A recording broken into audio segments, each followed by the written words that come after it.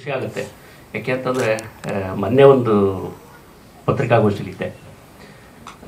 ಪಾಪ ಯಾರು ತಮಿಳ್ನಾಡಿಂದ ಒಬ್ಬ ಡೈರೆಕ್ಟರ್ ಬಂದು ಇಲ್ಲಿ ಸಿನಿಮಾ ಮಾಡಿ ಮಾಧ್ಯಮದ ಜನ ಬಂದಿಲ್ಲ ಅಂತ. ಅವಾಗ ನೋವು ನನಗೂ ಇತ್ತು. ಏನಪ್ಪ ಈ ಥರದ್ದು ಒಂಚೂರು ಅವನಿಗೆಲ್ಲೋ ಸರ್ ನಾವಲ್ಲಿ ಪ್ರೆಸ್ ಮೀಟ್ ಕರೆದ್ರೆ ಅಷ್ಟು ಜನ ಬರ್ತಾರೆ, ಇಲ್ಲೇನು ಸಾರ್ ಹಿಂಗೆ ನಾವು ಇಲ್ಲಿಯವರ ಅಂತ.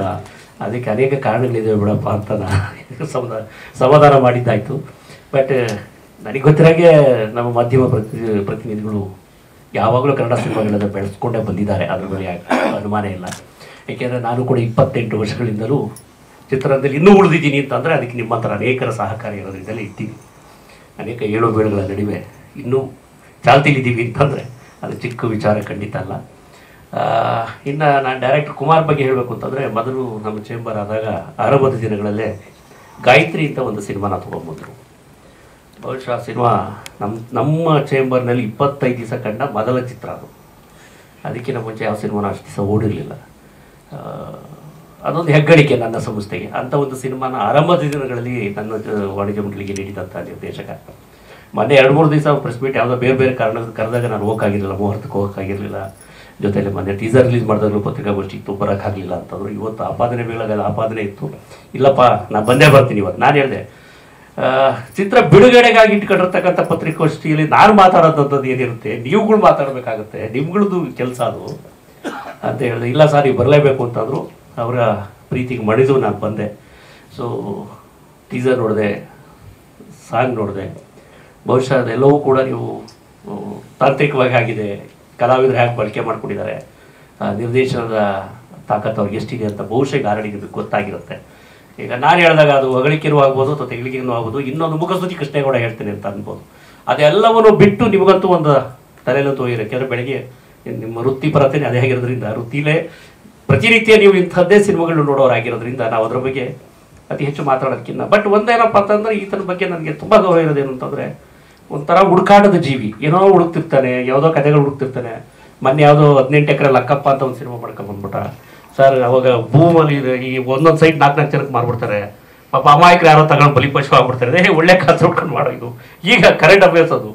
ಈಗ ಸೈಟ್ ವ್ಯಾಲ್ಯೂ ಭೂಮಿ ಬೆಲೆ ಏರ್ತಿದ್ದಂಗೆ ಅವ್ರು 4-4 ಜನಕ್ಕೆ ಮಾರ್ತಾರೆ. ಯಾಕೆಂದ್ರೆ ನಾನು ಕೂಡ ಈಗ ಅದರಲ್ಲಿ ಒಬ್ಬ ಪೇಷಂಟೆ. ಯಾಕೆಂದ್ರೆ ಅಲ್ಲೆಲ್ಲ ಒಂದು ಕಾಲ ನಾನೀಗ 18 ವರ್ಷದಿಂದ ಒಂದು ಸೈಟ್ ತೊಗೊಂಡಿದ್ದೆ. ಅವ್ರಿಗೆ 3ನೇ ಹೆಂಡ್ತಿ ಇದ್ನಂತೆ ನನಗೆ ಸೈಟ್ ಮಾರ್ದಂಗೆ. ಅವ್ನು ಕೇಸ್ ಹಾಕೋನಿಗೆ ನನ್ನ ಮೇಲೆ, ನಾನು 3ನೇ ಹೆಂಡ್ತಿ ಮಗ ಅಂತ. ಈಗ ಅದೊಂದು ಹೊಸ ಅನುಭವ. ಆಗಲೇ ಹೇಳೋದಂಗೆ ಇದೊಂದು ಹೊಸ ಅನುಭವ. ಈಗ ಸೈಟ್ ಮಾರಿ ನಿಮ್ಗೆ ಎಷ್ಟು ಜನ ಹೇಳ್ತಿದ್ದೀರ ಅವರಪ್ಪ, ಇದೆಷ್ಟೇ ಜನ ಈ ವಂಶವೃಕ್ಷದಲ್ಲಿ ಇವೆಲ್ಲವೂ ಸೇರಿಸ್ಕೊಡಪ್ಪ ಅಂತ ಅವ್ರು ಕೇಳುವ ಒಂದು ಹೊಸ ಅನುಭವ ನನಗಾಯ್ತು. ಆಗಲೇ ಹೇಳ್ದಂಗೆ ಹೆಣ್ಮಕ್ಳನ್ನ ಬೇರೆ ಕಡೆಗೆ ಮಾರೋ ಕಥೆ ಇರ್ಬೋದು ಅಂತ ಅಂದ್ಕೋತೀನಿ. ಈ ಸನ್ನಿವೇಶಗಳನ್ನ ನೋಡಿದ್ರೆ ಬಹುಶಃ ಆ ಥರದ ಒಂದು ಸಾಮಾಜಿಕವಾಗಿ ಸಮಾಜ ತಿದ್ದುವ ಮತ್ತು ಸಮಾಜದಲ್ಲಿ ನಡೆಯುವಂಥ ಘಟನೆಗಳನ್ನ ಇಟ್ಕೊಂಡು ಸಿನಿಮಾ ಮಾಡೋಂಥ ಹುಡುಗ, ಅದು ನನಗೆ ಖುಷಿ ಕೊಡುವಂಥದ್ದು. ಇನ್ನು ಎಲ್ಲರೂ ಸಿನಿಮಾ ಮಾಡೇ ಮಾಡ್ತೀವಿ, ಅದು ಸಿನಿಮಾದ ಗುಣಮಟ್ಟ ಅಥವಾ ತಾಂತ್ರಿಕವಾಗಿ ಅಥವಾ ಚಿತ್ರೀಕರಣನ ದೌರ್ಬಲ್ಯ ಅಥವಾ ನಾವು ಚಿತ್ರ ಮಾಡಬೇಕಾದ್ರೆ ಕೆಲವು ಹಣಕಾಸಿನ ಮುಗ್ಗಟ್ಟಿನಿಂದಲೋ ಅಥವಾ ಇನ್ನೇನೋ ಒಂದು ರೀತಿಯಲ್ಲಿ ಒಂದು ಸ್ವಲ್ಪ ದುರ್ಬಲ ಆಗ್ಬೋದು ಅನ್ನೋದು ಬಿಟ್ಟರೆ, ಬಟ್ ಯಾವುದೋ ಒಂದು ಗಟ್ಟಿ ಕಥೆಯನ್ನು ನಾನು ಹೇಳಕ್ಕೆ ಹೊರಟಿದ್ದೀನಿ ಅಂತಂದಾಗ ಅಲ್ಲಿ 4 ಶಾಟ್ ಕಡಿಮೆ ತೆಗೆದ್ರು ಕತೆ ನೋಡಿಸುತ್ತೆ. ಅಥವಾ ಯಾವುದೋ ಲೊಕೇಶನ್ ಹಿಂಗೇ ಬೇಕು, ಆ ಸಿನಿಮಾಕ್ಕೆ ಸಟ್ಟೆ ಹಾಕಬೇಕು, ಆ ಥರದ್ದೇ ಕಲಾವಿದರು ಬೇಕು ಅನ್ನೋದು ಬಿಟ್ಟು ಕೂಡ ಒಂದು ಕತೆ ಹೇಳ್ತಾ ಹೋಗುತ್ತೆ. ಯಾಕೆಂದರೆ ನಿಮಗೆಲ್ಲ ಗೊತ್ತಿರೋಗೆ ತಿಥಿಯಿಂದ ಹಿಡಿದು 3-2 ಏನೋ ಒಂದು ಸಿನಿಮಾ ಬಂತು, ಆ ಥರದ ಸಿನಿಮಾಗಳಿಂದ ಹಿಡಿದು ಕಲಾವಿದರಿಂದಲೇ ಕತೆ ಗಟ್ಟಿಯಾಗಿದ್ದು, ನಿರ್ದೇಶಕರೇ ಹೀರೋ ಆದ್ರೆ ಸಿನಿಮಾ ಓಡಿರೋದ್ರೆ ಪುಟ್ಟಣ್ಣ ಕಣಗಾಲಿನಿಂದ ಇವತ್ತಿನ ಬಟನ್ವರೆಗೆ ಮತ್ತು ಇಲ್ಲಿಂದ ಮುಂದುವರೆಗೂ ನಾವು ಸಿನಿಮಾಗಳು ನೋಡ್ತಾ ಬಂದಿದ್ದೀವಿ, ಗೆದ್ದಿರೋದು ನೋಡಿದ್ದೀವಿ. ಮಾಡಿದ್ದೀನಿ,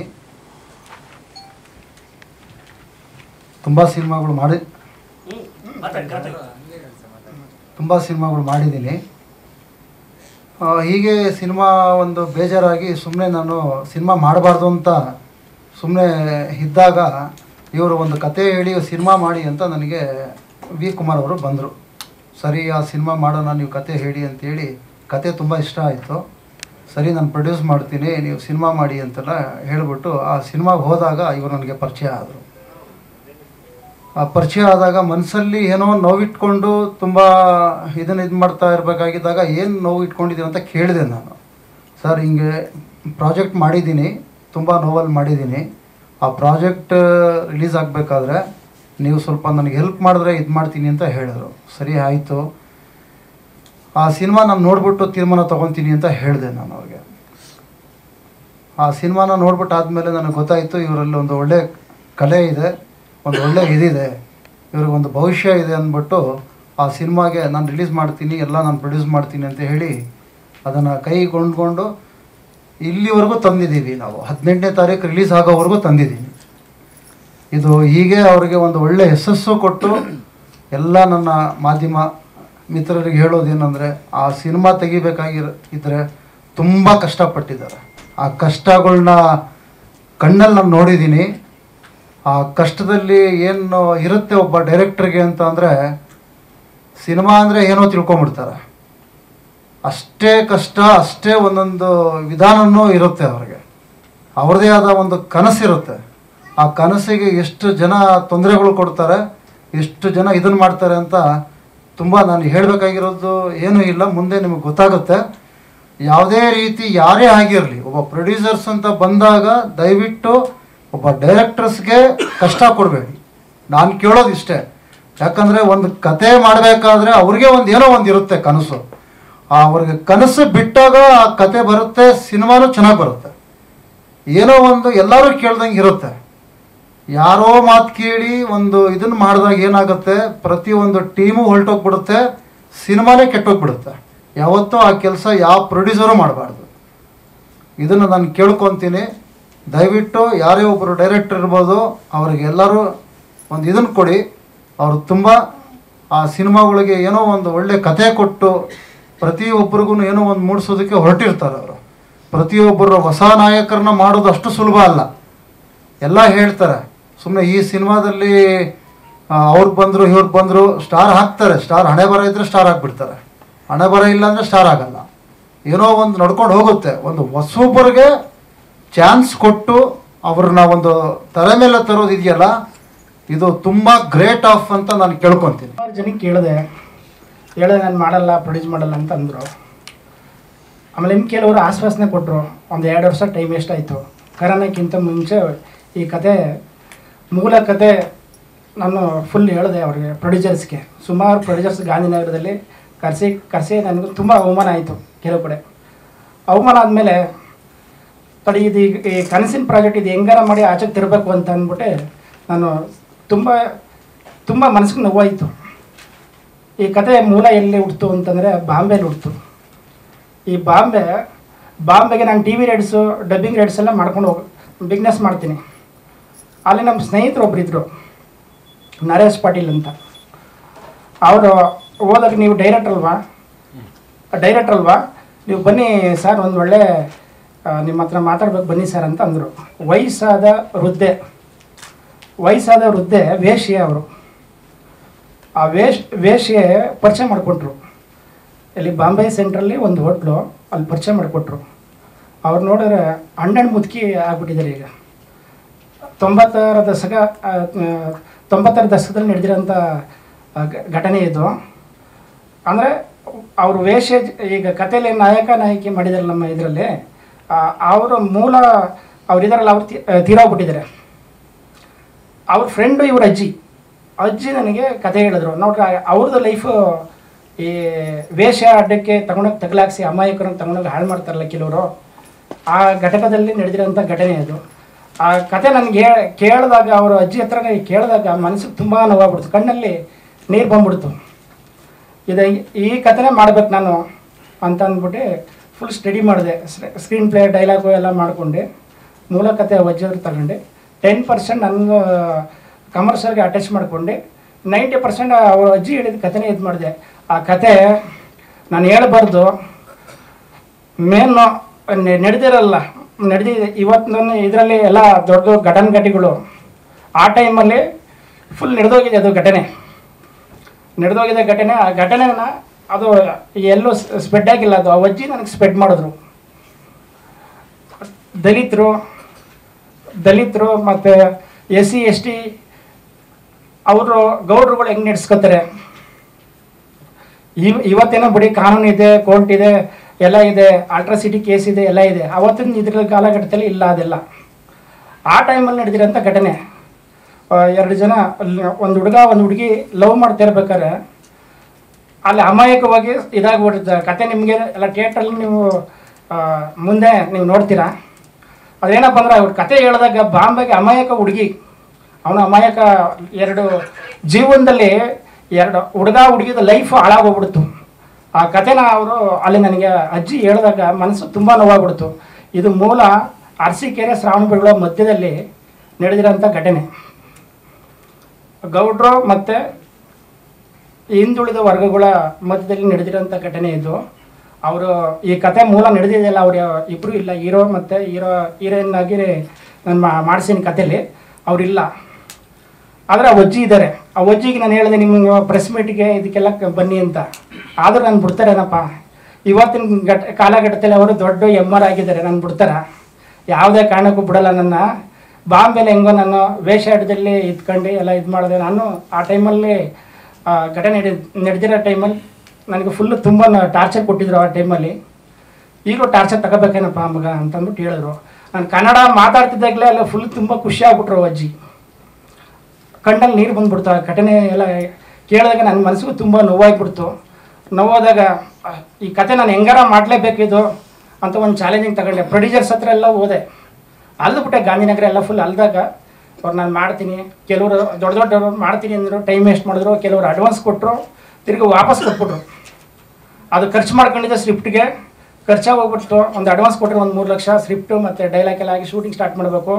ಪೂಜೆ ಮಾಡಿದೆ ಅಷ್ಟು. ತಿರ್ಗಾ ಮತ್ತೆ ನನಗೆ ಬೇಡ, ಇದು ಕತೆ ಒರಿಜಿನಾಲಿಟಿ ಕತೆ ಇದೆ, ನಾನು ಮಾಡಲ್ಲ, ನಾನು ಪ್ರೊಡ್ಯೂಸ್ ಮಾಡಲ್ಲಪ್ಪ, ನೀನು ವಾಪಸ್ ದುಡ್ಡು ಕೊಟ್ಬಿಡು ಅಂದರು. ಎಲ್ಲ ಖರ್ಚು ಮಾಡಿದ್ದೀನಿ, ನನ್ನ ಹತ್ರ ಇಲ್ಲ, ಅಮೌಂಟ್ ಇಲ್ಲ. ನನಗೆ ತುಂಬ ಇದಾಯಿತು, ಟಾರ್ಚರ್ ಆಗೋಯ್ತು. ಟಾರ್ಚರ್ ಆದಮೇಲೆ ಸ್ಟಡಿ ಇದು ಕತೆನ ನಾನು ಹೆಂಗಾರ ಮಾಡಲೇಬೇಕು ಅಂತ ಕೆಲವರು ನಮ್ಮ ಸ್ನೇಹಿತರದ್ದು ಎಲ್ಲ ತೊಗೊಂಡು ರೆಡಿ ಮಾಡಿಕೊಂಡೆ. ಅವರು ಅರ್ಧಕ್ಕೆ ಈ ಕತೆ ತುಂಬ ಟಾರ್ಚರ್ ಕೊಡ್ತಿದ್ದೆ ನಮಗೆ, ಬೇರೆ ಒರಿಜಿನಲ್ ಕತೆ ಮಾಡ್ತಾವೆ ನೀವು, ನಮಗೆ ಇದಾಗ್ಬಿಡುತ್ತೆ, ತೊಂದರೆ ಆಗ್ತದೆ, ಬೇಡ ಅಂತ ಅಂದ್ಬಿಟ್ಟು ಅವ್ರು ಮಾಡಿದ್ರು, ಕ್ಯಾನ್ಸಲ್ ಮಾಡ್ಕೊಂಬಿಟ್ರು.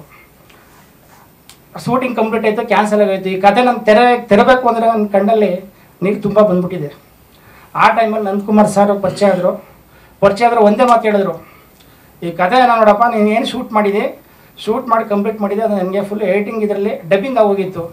ಆ ಟೈಮಲ್ಲಿ ನೋಡಿದ್ರು, ಸಿನಿಮಾ ನೋಡ್ಬಿಟ್ಟು ನಾನು ಓಕೆ ಮಾಡ್ತೀನಿ, ಓಕೆ ಆದರೆ ಇಲ್ಲಾಂದ್ರೆ ಅಲ್ಲ ಅಂದರು. ಅವ್ರು ಬರೋ ಗಂಟು ನನಗೆ ಸಖತ್ ಟೆನ್ಷನ್ ಆಗೋಯ್ತು.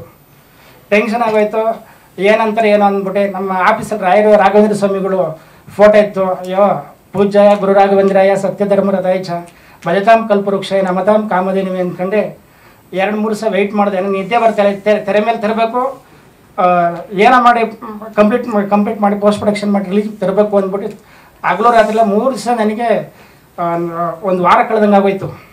ಆ ಟೈಮಲ್ಲಿ ಬಂದರು ನಂದಕುಮಾರ್ ಸರ್ ಬಂದರು. ಇವ್ರಿಗೂ ತುಂಬ ಅನುಭವ ಇದೆ, ಸುಮಾರು ಸಿನಿಮಾಗಳು ಎಲ್ಲ ಮಾಡಿದ್ದಾರೆ. ಒಂದು ಕನಕ ಪುಷ್ಪ ಒಂದು 2-3 ಸಿನಿಮಾಗಳು ಮಾಡಿದ್ದಾರೆ. ದೊಡ್ಡ ಸಿನಿಮಾಗಳೆಲ್ಲ ದೊಡ್ಡ ಜೊತೆ ಎಲ್ಲ ಲಿಂಕ್ ಇದೆ. ಎಲ್ಲ ನೋಡೋದು ಸಿನಿಮಾ ಬಂದು ನಮ್ಮ ಆಫೀಸಿಗೆ ಬಂದು ಸಿನಿಮಾ ನೋಡಿದ್ರು. ನೋಡಿದ ತಕ್ಷಣ ಮಕ ಡಲ್ ಮಾಡಿಕೊಂಡು ಫುಲ್ಲು ಬೇಜಾರಾಯ್ತು ಅವ್ರಿಗೆ. ಯಾಕ್ರಿ ಏನು ನನ್ನ ಕತೆ ನಾನು ಶೂಟ್ ಮಾಡಿರೋದು ಇವ್ರಿಗೆ ಇಷ್ಟ ಆಯ್ತದೆ ಇಲ್ವೋ ಅಂತಂದ್ಬಿಟ್ಟು ನಾನು ತುಂಬ ಟೆನ್ಷನ್ಲಿದ್ದೆ. ಇಂಟ್ರಲ್ ಗಂಟ ನೋಡ್ರಿ ಏನು ಹೇಳಲ್ಲ ಸುಮ್ಮನಿರ್ರಿ ಅಂದರು. ಕ್ಲೈಮ್ಯಾಕ್ಸ್ ಆಯಿತು. ಕ್ಲೈಮ್ಯಾಕ್ಸ್ ಆದ ತಕ್ಷಣ ಬಂದು ತಪ್ಕೊಂಡ್ರು.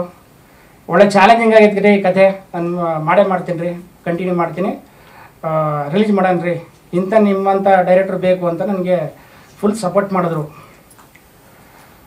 ಆಮೇಲೆ ನಮ್ಮ ನಾಯಕಿ ಕುಂಕುಮ್ ಹರಿಹರನ್ ಅಂತ ಇವರು ಕತೆ ಹೀರೋಯಿನ್ ಕ್ಯಾರೆಕ್ಟ್ರು, ಮೇನು ಹೀರೋಯಿನ್ ಮೇಲೆ ಕತೆ ಹೋಗಿರೋದು, ನಾಯಕಿ ಪಾತ್ರ. ಇವರು 56 ಜನ ಹೀರೋಯಿನ್ನು ನಾನು ನಮ್ಮ ಆಫೀಸ್ಗೆ ಬಂದು ನಾಳೆ ಬರ್ತೀವಿ ನಾಡ್ದು ಬರ್ತೀವಿ ಅಂತ ಬಂದು ಹೊಂಟೋದ್ರು. ಆಮೇಲೆ ಯಾರಪ್ಪ ರಾಘವೇಂದ್ರ ಸ್ವಾಮಿಗಳೇ, ಯಾರಪ್ಪ ಈ ಕತೆ ನಾಯಕಿ ಎಲ್ಲಿ ಇದ್ದೀರಪ್ಪ ಅಂದ್ಬಿಟ್ಟು ನಾನು ಪ್ರಾರ್ಥನೆ ಮಾಡ್ತಿದ್ದೆ ದೇವರಿಗೆ. ಆ ಟೈಮಲ್ಲಿ ಅವ್ರ ಅಮ್ಮ ಇಲ್ಲ, ಪಾಪ ಅವರು ತೀರೋಗ್ಬಿಟ್ಟಿದ್ದಾರೆ. ಅವರು ಆತ್ಮಕ್ಕೆ ಶಾಂತಿ ಸಿಕ್ಕಲಿ. ನಾವು ಈ ಕಥೆ ಹೇಳಿದಾಗ ತಕ್ಷಣ ಅವರಮ್ಮ ಇಲ್ಲ, ನನ್ನ ಮಗಳ ಕೈಲಿ ಕುಂಕುಮ ಅವ್ರ ಕೈಲಿ ಮಾಡಿಸ್ತೀನಿ ಅಂತಂದ್ಬಿಟ್ಟು ಕರೆಸರು. ಎರಡು ಸರಿ ಮೀಟಿಂಗ್ ಆಯಿತು. ಮೀಟಿಂಗ್ ಆದಮೇಲೆ ಕತೆ ಓಕೆ ಮಾಡಿ ಅವ್ರದ್ದೇನಿದೆ ಅಗ್ರಿಮೆಂಟ್ ಮಾಡ್ಕೊಂಡೆ. ಅವರು ಬಂದು ಚೆನ್ನಾಗಿ ಅಭಿನಯಿಸಿದ್ರು. ಸಾಂಗ್ಗಳು ಎಲ್ಲ ಚೆನ್ನಾಗಿ ನಾನು ಏನು ಅನ್ಕೊಂಡಿದ್ದೆ ಅದೇ ಥರ ಎಲ್ಲ ನೀಟಾಗಿ ಎಲ್ಲ ಮಾಡಿಕೊಟ್ರು. ಕೊಡ್ತೀನಿ ಅವ್ರ ಕೈಲಿ ಮಾತಾಡಿ. ಸೊ ನಾನು ಕನ್ನಡದವಳು. ಆ್ಯಂಡ್ ಸರ್ ಕುಂಕುಮ್ ಹರಿಹರನ್ ಅಲ್ಲ, ಕುಂಕುಮ್ ಹರಿಹರ್, ದಾವಣಗೆರೆ ಆ ಕಡೆ ಎಲ್ಲ ಬರುತ್ತಲ್ಲ, ಕಲಬುರ್ಗಿ ಆ ಕಡೆ ಎಲ್ಲ, ಸೊ ಆ ಹರಿಹರ. ಸೊ ಸಿನಿಮಾ ಬಗ್ಗೆ ಅಂತ ಬಂದಾಗ ನಮ್ಮ ಡೈರೆಕ್ಟರು ಪಾಪ ತುಂಬ ಕಷ್ಟಪಟ್ಟು ಮಾಡಿದ್ದಾರೆ. ಹಾಗೆ ನಾನು ಮಾಡಿದ್ದೀನಿ, ನಮ್ಮ ಪೂರ್ತಿ ಟೀಮ್ ಕಷ್ಟಪಟ್ಟು ಮಾಡಿದ್ದೀವಿ. ಸೊ ಸಿನಿಮಾ ಬಗ್ಗೆ ಈಗ ಏನೂ ಹೇಳೋಕ್ಕಿಲ್ಲ, ಎಲ್ಲ ಅವರೇ ಹೇಳಿಬಿಟ್ಟಿದ್ದಾರೆ ಆಲ್ರೆಡಿ. ಇದು ರಿಯಲ್ ಲೈಫಲ್ಲಿ ನಡೆದಿರೋ ಅಂಥ ಇನ್ಸಿಡೆಂಟ್ ಅಂತ ಹೇಳ್ತಿದ್ದಾರೆ ಅಷ್ಟೇ. I don't have any other words. ಇಲ್ಲ ಮಾಡಲೇಬೇಕು ಅನ್ನೋ ಇದಿತ್ತು. ಸಿನಿಮಾ ಮಾಡಿದ್ವಿ, ಹೇಗೋ ಮುಗೀತು, ಈಗ ರಿಲೀಸಿಗೆ ಬಂದಿದೆ. ಸಿನಿಮಾ ನೋಡಿಲ್ಲ, ಡಬ್ಬಿಂಗ್ ನಾನು ಮಾಡಿಲ್ಲ. May be director point of view ಇಂದ ಅದು ಬೇರೆ ಥರ ಬೇಕಿತ್ತೋ ಏನೋ ಗೊತ್ತಿಲ್ಲ.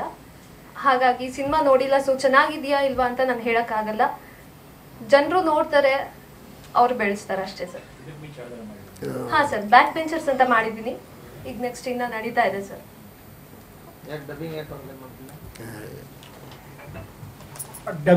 ಡಬ್ಬಿಂಗ್ ಬಂದ್ಬಿಟ್ಟು ಮಾಡ್ಸೋಕ್ಕೆ ಆ ಟೈಮಲ್ಲಿ ಫುಲ್ ತೊಂದರೆ ಆಗಿತ್ತು. ಏನು ತೊಂದರೆ ಅಂತಂದರೆ ಅವ್ರ ಅಮ್ಮ ತೀರೋಗ್ಬಿಟ್ಟಿದ್ರು ಆ ಟೈಮಲ್ಲಿ. ಫೋನ್ ಮಾಡಿದೆ 2-3 ಸರಿ, ತುಂಬ ಕಷ್ಟದಲ್ಲಿದ್ದರು ಆ ಟೈಮಲ್ಲಿ. ಸರಿ ನಮಗೆ ವಿಧಿಲ್ಲ ಅಂದ್ಬಿಟ್ಟು ಕಂಪ್ಲೀಟ್ ಮಾಡಿಬಿಟ್ಟೆ. ಚಿತ್ರ ಅಂತ ಅಂದ್ಬಿಟ್ಟೆ ಮಾಡಿದ್ದಾರೆ ಡಬ್ಬಿಂಗ್. ಚೆನ್ನಾಗಿ ಮಾಡಿದ್ದಾರೆ ಸಿಂಗರು. Proud to be here. The Bengaluru and Kannada movie industry, we are having some kind of bond because my father is a music composer who worked under Hamsalekha sir, G.K. Venkatesh sir for more than 100 movies. So at Dashi Rangaraj. So Kumar sir is a friend of my father, so he did music for his previous movie. That's from there we are having a beautiful friendship relation. First of all, I would like to express my deepest gratitude to Kumar sir for roping in as a music director for this movie. And secondly, I want to thank Nandakumar sir for his dedication and vision. From the starting, Nandakumar sir is involved in each department of the post-production, so he is very gentle. And thank you, sir.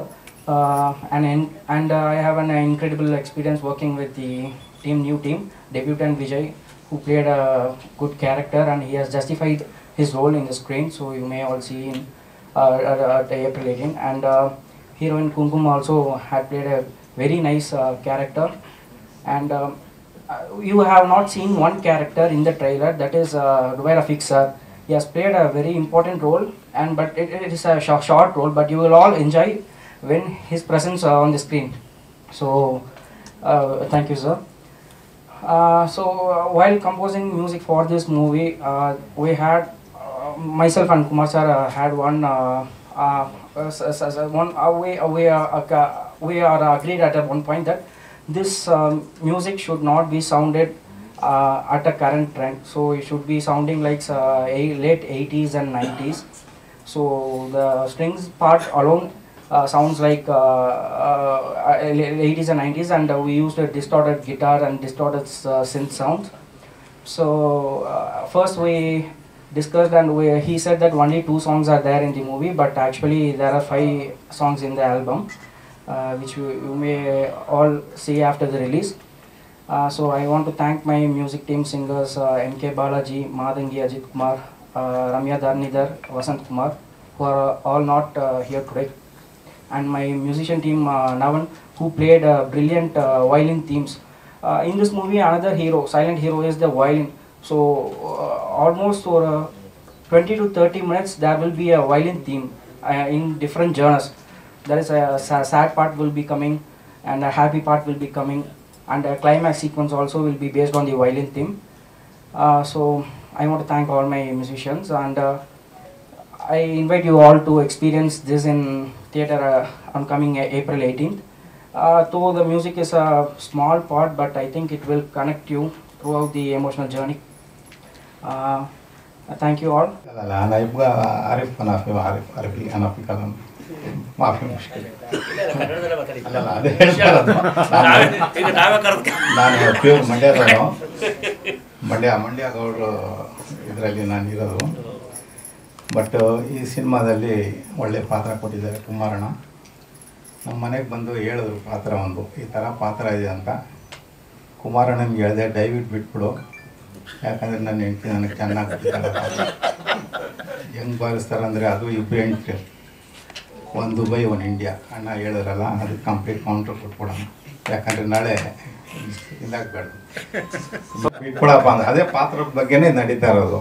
ಒಂದು ಗೌಡನ ಪಾತ್ರ ಭಾಳ ಕೆಟ್ಟವನು. ಸಿನಿಮಾದಲ್ಲಿ ನೋಡಿದವರೆಲ್ಲ ತುಂಬ ಹೋಗಿದ್ದಾರೆ. ಒಳ್ಳೆ ಮಗ ಹಿಂಗೆ ಮಾಡಿದ್ದಾನೆ, ಹಂಗೆ ಮಾಡಿದ್ದಾನೆ, ಇಡೀ ಊರು ಓಡಾಡಿಸಿದ್ದಾನೆ, ಎಲ್ಲ ಮನೆಗೆ ಹೋಗಿ ದೀಪ ಹಚ್ತಾನೆ, ಇವನು ದೀಪ ಹಾಕಿಸ್ತಾನೆ, ಏನೇನೋ ಕೊಟ್ಟಿದ್ದಾರೆ ಡೈಲಾಗು. ತುಂಬ ಚೆನ್ನಾಗಿದೆ ಪಾತ್ರ. ಆ ಪಾತ್ರಕ್ಕೆ ಎಲ್ಲ ನೋಡಿದ್ದಾರೆ, ನೋಡ್ಬಿಟ್ಟು ಹೇಳಿದ್ದಾರೆ ಮೊನ್ನೆ ಚೆನ್ನಾಗಿ ಮಾಡಿದ್ಯಪ್ಪ ಅಂತ. ಕುಮಾರಣ್ಣ ತುಂಬ ಥ್ಯಾಂಕ್ಸ್. ಆಮೇಲೆ ಅವರ ಮೂವಿ ಗಾಯತ್ರಿಯಲ್ಲಿ ಕೂಡ ಮೇನ್ ವಿಲನ್ ಮಾಡಿದೆ. ಈಗ 18 ಕರೆ ಅಂತ ಮಾಡಿದ್ದಾರೆ, ಅದರಲ್ಲೂ ಕೂಡ ಒಂದು ಪಾತ್ರ ಮಾಡಿದ್ದೀನಿ. ಪಾತ್ರ ತುಂಬ ಚೆನ್ನಾಗಿದೆ.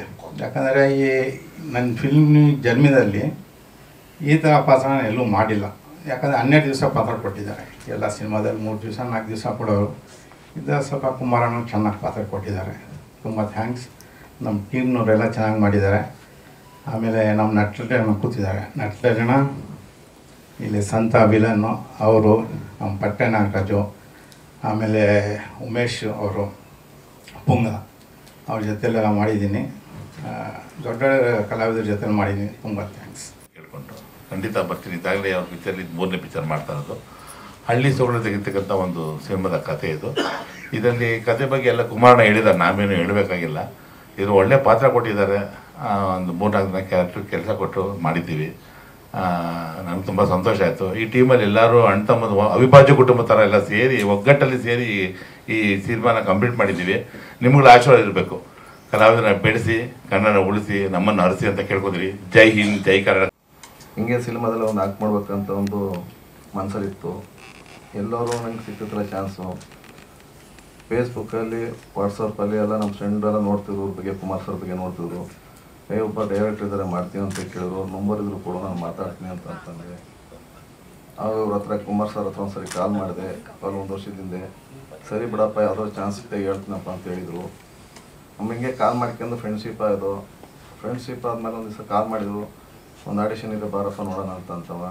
ಕುಮಾರ್ ಸರ್ ಮೀಟ್ ಮಾಡಿದಾಗ ಅವಾಗ ಒಂದು ಪಾತ್ರ ಇದೆ ಮಾಡ್ತೀನಿ ಅಂತ ಕೇಳಿದ್ರು. ಅವ್ರು ಸರ್ ನೀವು ಯಾವ ಪಾತ್ರ ಕೊಟ್ಟರು ನಾನು ಮಾಡ್ತೀನಿ ಸರ್ ಅಂತ ಹೇಳಿದೆ. ಹಾಗಾಗಿ ಸರಿ ಸ್ಟೋರಿ ಏನು ಹೇಳಿಲ್ಲ ಅವ್ರು ನನಗೆ. ಬಂದೆ, ಅವ್ರು ಕೇಳಿ ಕೊಟ್ಟು ಪಾತ್ರ ನಾನು ಮಾಡಿದೆ. ಹಂಗಾಗಿ ನನ್ನ ಜವಾಬ್ದಾರಿಗೆ ನಾನು ಪಾತ್ರ ವಹಿಸಿದ್ದೀನಿ. ಆಲ್ರೆಡಿ ಕುಮಾರ್ ಸರ್ ಮಾತಾಡಿದ್ದಾರೆ, ನಂದಕುಮಾರ್ ಸರ್ ಮಾತಾಡಿದ್ದಾರೆ, ಪ್ರೊಡ್ಯೂಸರ್ ಅದ ಎಲ್ಲ ಅವ್ರು ಮಾತಾಡಿದಾಗಿ ನಾನು ಹೆಚ್ಚಿಗೆ ಮಾತಾಡೋಷ್ಟು ನಮ್ಮ ಹತ್ರ ಏನಿಲ್ಲ. ಸಿನಿಮಾದ CG ಚೋಲ್ ಏನಿದೆ ಅದು ನಿಮ್ಮ ಮುಂದೆ ಲೋಕಾರ್ಪಣೆ ಆಗಿದೆ. So it's requested. ಕಂಗ್ರ್ಯಾಚುಲೇಷನ್ಸ್ ಅಂತ ನಾವೆಲ್ಲರೂ ಪರವಾಗಿ ನಾನೇ ಹೇಳ್ತಾ ಇದ್ದೀನಿ. ಆ್ಯಂಡ್ ಈ ಒಂದು ಸಿನಿಮಾ ಇದೇ ತಿಂಗಳು 18ನೇ ತಾರೀಕು ಬರ್ತಾ ಇದೆ. ಸೊ ಆದಷ್ಟು ನಮ್ಮ ಮಾಧ್ಯಮ ಮಿತ್ರರು ಈ ಒಂದು ಸಿನಿಮಾ ಪ್ರಮೋಟ್ ಮಾಡಿ, ಸೊ ದಟ್ ಎಲ್ಲ ಆಡಿಯನ್ಸು ಫ್ಯಾಮಿಲಿ ಸಮೇತ ಬಂದು ಈ ಒಂದು ಸಿನಿಮಾ ನೋಡುವಂಗಾಗಲಿ ಅಂತ